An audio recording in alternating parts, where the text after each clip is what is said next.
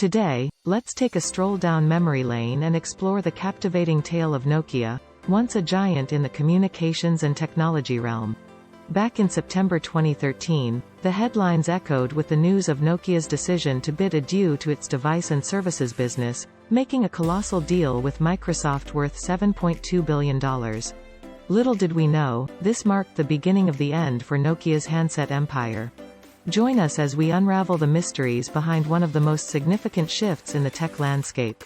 And hey, before we move forward, make sure to hit that subscribe button and ring the bell. You wouldn't want to miss out on the exciting content I've got lined up for you in the future. Nokia's early history, 1865 to 1988. In its early days, Nokia wasn't synonymous with mobile phones but rather started as a timber company in 1865. Fast forward to the late 1960s, and Nokia had transformed through mergers to become Nokia Corporation. The turning point came in 1971 when Nokia stepped into the telecom industry, selling analog car radio telephones, signaling the beginning of its dominance in telecommunications. Led by Kari Kairamo from 1977 to 1988, Nokia experienced a period of remarkable growth. The company expanded internationally, making its mark with strategic acquisitions and becoming Scandinavia's largest consumer electronics company by 1983. Nokia's venture into wireless telecom networking terminals saw exports soar to over 20 countries by 1986. By 1988, Nokia had achieved a significant market share in analog mobile handsets, holding 13.4% globally. However, a buying binge in mergers and acquisitions had left the company cash-strapped. Net income fell, and Nokia faced financial uncertainty. The era of growth seemed to be slipping away. Nokia under Vuorileto, 1988 to 1992, facing new challenges. In 1988, Simo Vuorileto stepped in as CEO, initiating a management overhaul and restructuring the company into 6 divisions. Despite these efforts, poor performance persisted, and by 1989, analysts viewed Nokia's prospects as lackluster. The early 90s brought more challenges, including the fall of the Soviet Union, impacting Nokia's trading partner and causing a currency crisis in Finland. However, Nokia's telecom networking division thrived, especially with the rollout of GSM networks in Europe. Nokia was at the forefront due to Finland's early deregulation of its telecom infrastructure sector. While challenges persisted, Nokia's focus on networking infrastructure set the stage for future success. Nokia under Ollila, 1992 to 2006, a mobile communications company. Jorma Ollila assumed the role of CEO in 1992, steering Nokia through a transformative period. Ollila's strategy involved divesting non-core businesses and honing in on mobile phones and networking equipment. By 1992, Nokia held 25% of all GSM network equipment orders for Europe and controlled a third of essential patents for GSM standards. Under Ollila's leadership, Nokia became a mobile communications powerhouse. Strategic moves, like signing a deal in Japan and focusing on GSM networking, positioned Nokia for global success. Ollila's emphasis on mobile phones and networking paved the way for Nokia's dominance in the mobile telecommunications industry. Nokia mobile phones, breaking ground in the digital era.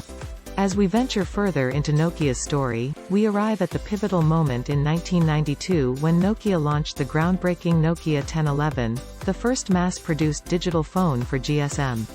Despite its hefty price tag of €1,335, Nokia's digital GSM handsets, marked by innovation and advanced technology, signaled a new era in mobile communication. By the end of 1992, Nokia had become the biggest producer of mobile phones in Europe and the second largest globally, trailing only behind Motorola. Despite the growing popularity of GSM handsets, analog phones still dominate the market.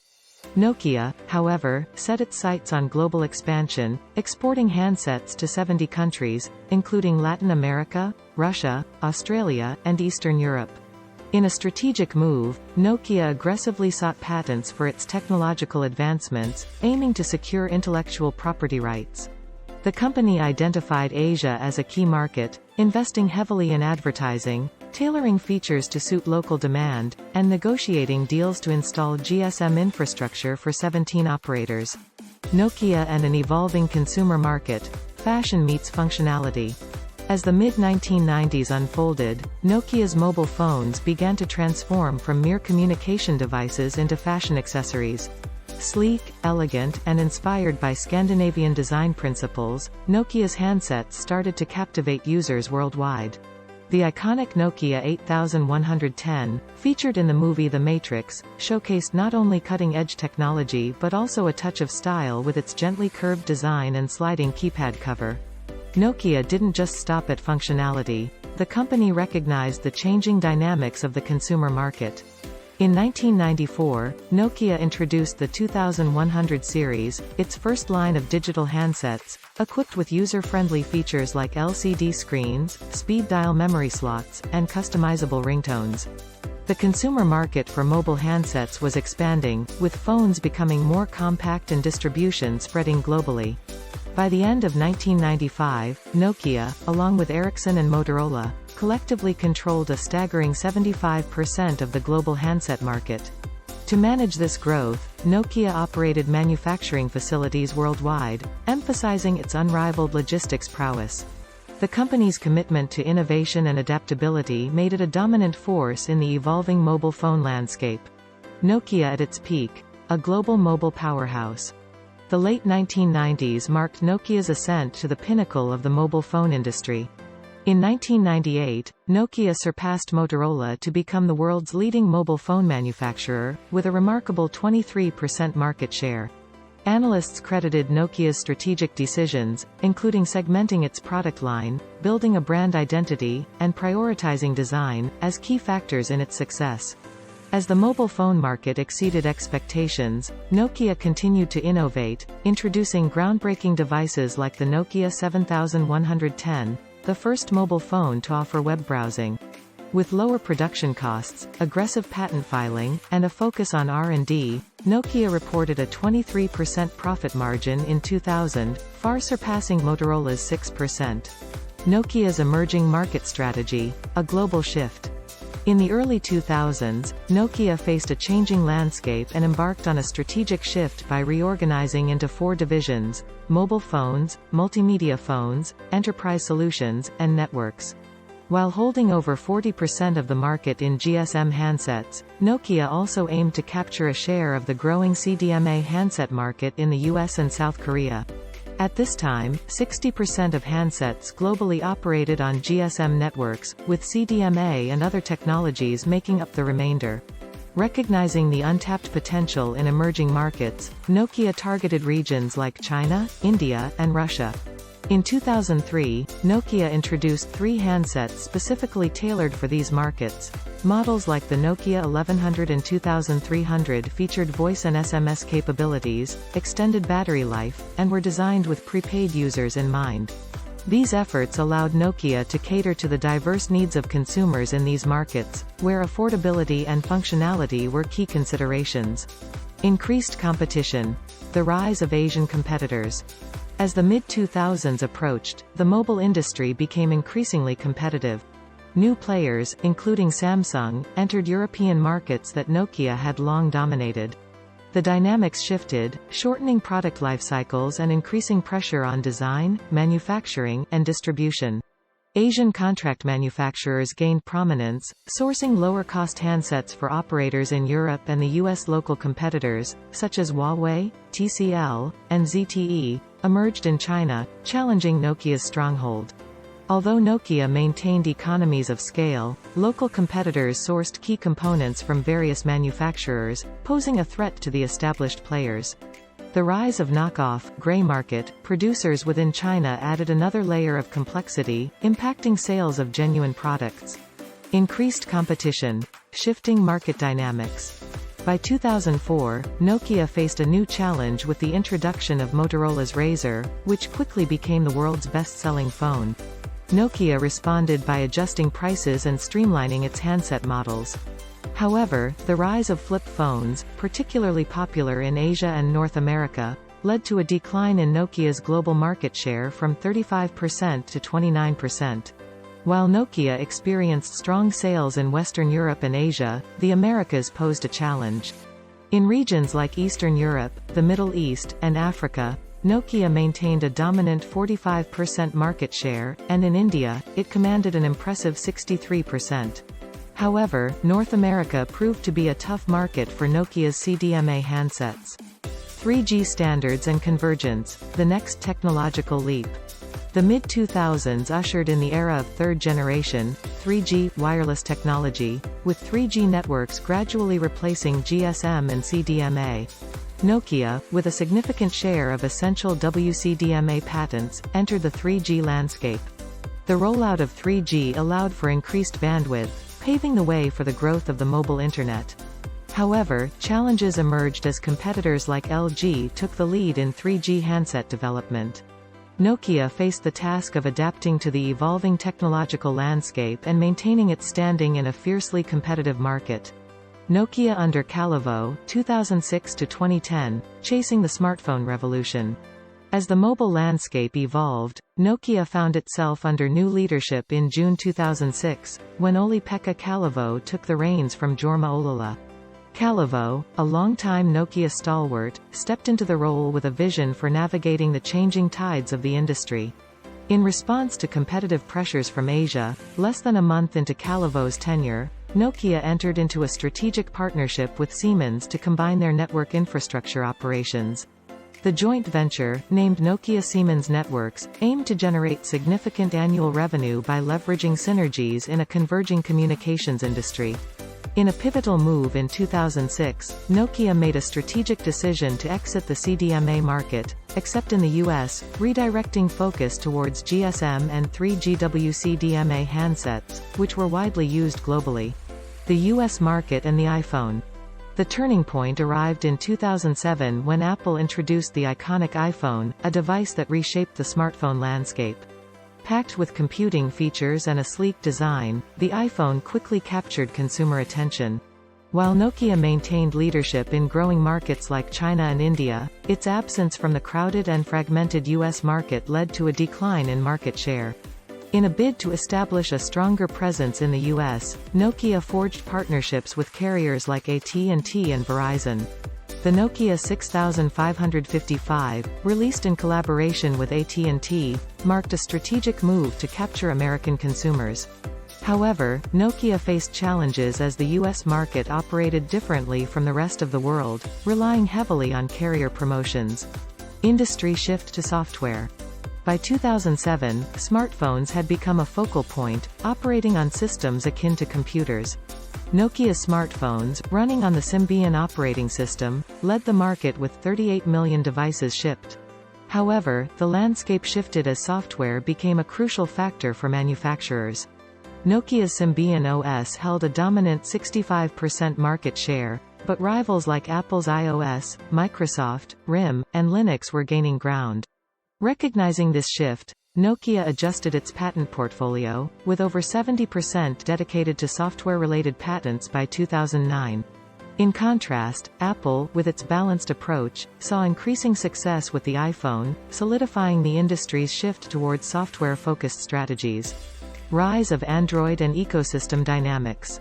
The emergence of Google's Android operating system in 2007 further transformed the smartphone landscape. Manufacturers like HTC, Motorola, and Samsung embraced Android, leading to increased smartphone sales. Nokia, however, stuck to its Symbian OS. Smartphones were no longer standalone devices but integral parts of an ecosystem. The iPhone, for instance, seamlessly integrated with iTunes for music streaming, achieving impressive gross margins. As users in developed markets adopted a trend of replacing their phones every 18 months, manufacturers faced the challenge of engineering new models, investing millions in the process. Nokia's response. In the ever-evolving landscape of the mobile industry, Nokia found itself at a crossroads in 2007. The launch of Ovi, Nokia's online store for songs, games, and maps compatible with Symbian phones, signaled a shift towards a more service-oriented approach. Simultaneously, Nokia was developing MeeGo, another mobile computing OS, in a bid to stay ahead in the game. In a strategic move in October 2007, Nokia acquired Navteq, the digital map database behind maps used by Garmin and Google, for a whopping $8.1 billion. Calavo, Nokia's CEO at the time, emphasized the industry's shift from being a device-centric to an experience-centric one. However, as smartphones running iOS and Android gained momentum, Nokia faced challenges.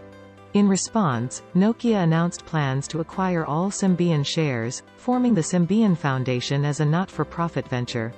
The company aimed to innovate faster on a united platform, even as concerns arose about its ability to compete in the smartphone market.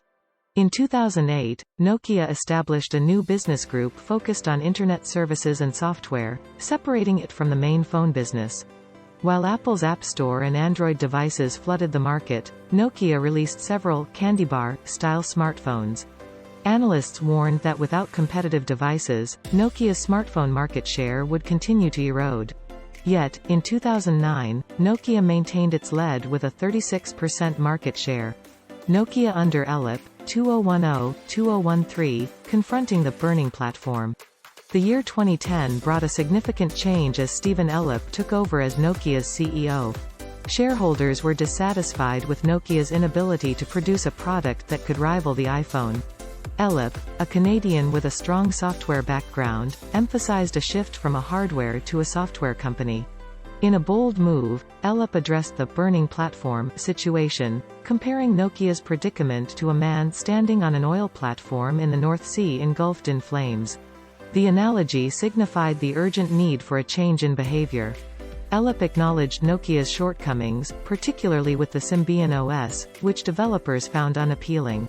To chart a new course, Elop decided to abandon Symbian and partner with Microsoft, adopting Windows Phone 7 OS.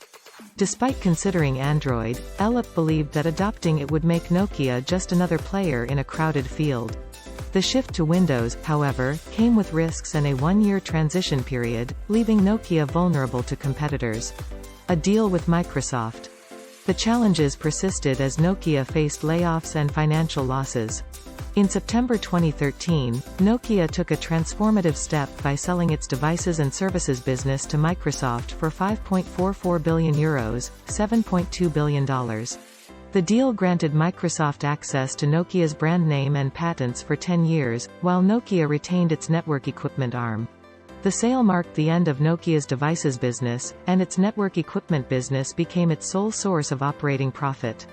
While some viewed the deal as a necessary move for Microsoft's mobile focus, others were skeptical, questioning if the collaboration was a desperate leap off a cliff. The sale to Microsoft marked a pivotal moment for Nokia. With operating losses and declining revenues, the company faced a challenging period. However, Nokia's network equipment business remained a stronghold, providing a lifeline amidst the turbulent times. Conclusion. A new chapter unfolds. Nokia's journey through the mobile landscape reaches a pivotal moment in 2014 as Rajeev Suri becomes CEO, leveraging his success in revitalizing Nokia's network equipment business.